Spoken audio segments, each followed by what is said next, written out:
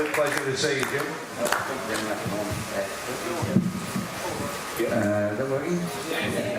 Can I please call Paul Rogers to the stage?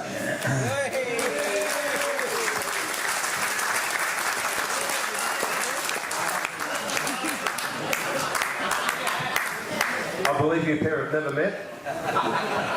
We go back a long way. Paul, would you like to say a few words to Jim? I would.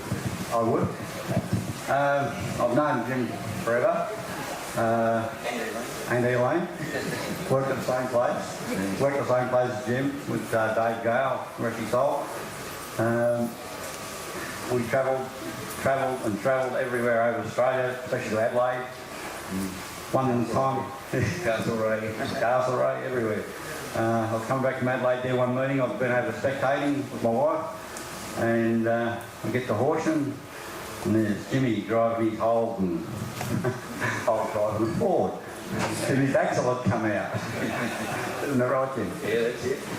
And so I said to Jim, you better hook your drag car on the back of my car. I'll take it home and leave it in the driveway, and you get your car fixed up and just travel back home. So I did that, and Jimmy got back and wheels the car, didn't he? Well, I think the road trips are more interesting than drag racing often, and I think someone should actually write a book about the road trips that we all experienced, you know, breaking down and running out of petrol and trailer axles falling off and stuff like that, and crashing into trees and putting my wife through the windscreen and all sorts of stuff like that. So, someone should need to write a book, I reckon. Oh, definitely. It goes a lot further than that.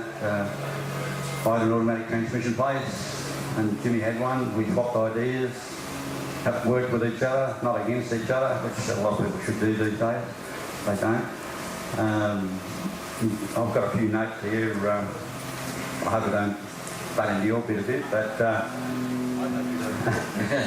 Jimmy's cars that he ran, I've got them listed here. His EMS Holden, Hard Goer, Canned Heat with Graham Hussey, Thunder Down Under, Coca-Cola car, which he crashed, Ex-Fireman's Quickie, Thunder Down Under, Gary Henson's Teacher's Pet in Daytona Dodge, in HCD colours, Big Explosion T-shirt. Then he put the gold Jim T-Bird body on. Then Gary Henson's Pontiac, and it was called Fast Forward, and Jimmy ran his first 5 at 248. And I was there to see all those. I reckon I was fantastic in it. You're a great thing.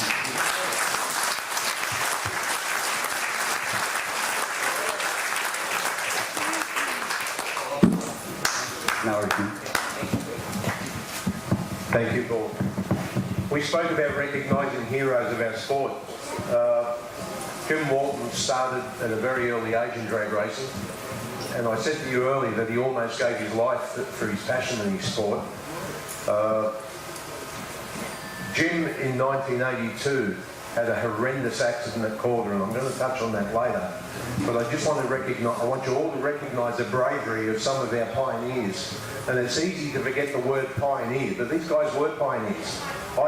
You look at some of the roll cages and some of the equipment that these guys drove, the speed, the elapsed times that they ran, and look at what is running out there today. And every one of us that still races, myself included, owe it to every one of these pioneers the safety standards that we appreciate today, because their bravery was unlimited, and Jim was one of those pioneers.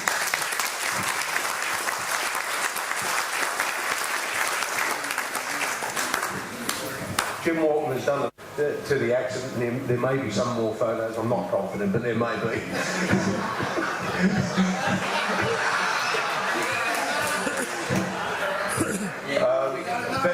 But all jokes aside, as I said to you earlier, this guy is a hero of our sport, and the injury that he sustained in this was horrendous. Well, no, I don't see it that way. We were just out there having fun. If we got bit by something that was mechanical, it was our own fault, you know what I mean? It just, have a look at that. Yeah, well, you just run the risk, and it was all mild steel chassis. That was probably why it broke in half. But in those days, we pretty much make up our own rules. We went away and we ran what we could afford to do. If we could make it, we would. If we couldn't, well, we'd borrow it usually, and you know. But like the days of those days were just unbelievable as far as drag races doing stuff for each other. Graham Cowan company one time and said, you and I on the final, Jim. I said, yeah, I know, Graham. He said, you can't run these sides. I said, well, they'll be all right, we'll be all right. Next minute he's dragged a brand new pair of slicks over to me from my car and ended up beating the car and playing the final. That's what we used to do in those days, you know. It was more, I don't know what it was. It wasn't all about the money like NHL racing is now, you know. And so it was great times. I had great memories. It's the people in the sport that made it great for us, wasn't it? Absolute ambassador for this sport, and I ask everyone here tonight, if you get an opportunity to walk up and say hello to Jim and to Elaine, because this has been a partnership, an absolute tight partnership, do it, because this guy is a great ambassador for our sport. Jim, you are a genuine hero of our sport. I think you've been a bit over. I'm not, and it's been an absolute privilege to give you this honour, mate. Ladies and gentlemen, would you put your hands together for Jim Walton, please?